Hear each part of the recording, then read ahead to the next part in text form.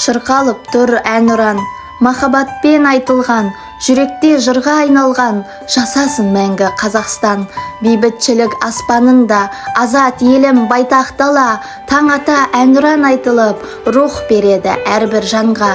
Көк байрағымыз желбіреді, әр қазақтың бұл жүрегі, ерлік, еркіндік көрсететін бүркіт пен күн үлкен белгі.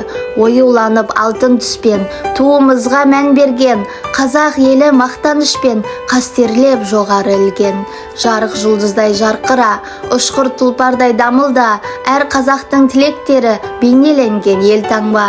Мемлекеттің тірегі, шаңырағымыз киелі, күмбез тәрізді киіз үй, елтаңбаның жүрегі. Қазақ елім, асқақта жайна, биіктей бер қырандай самға, мемлекеттік рәміздер күні құтты болсын барша жанға.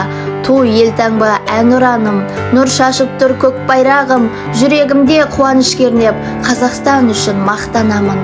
4 маусым рәміздер күні, құттықтаймын бәріңізді, мерейленіп биіктей берсін мемлекеттік рәміздері.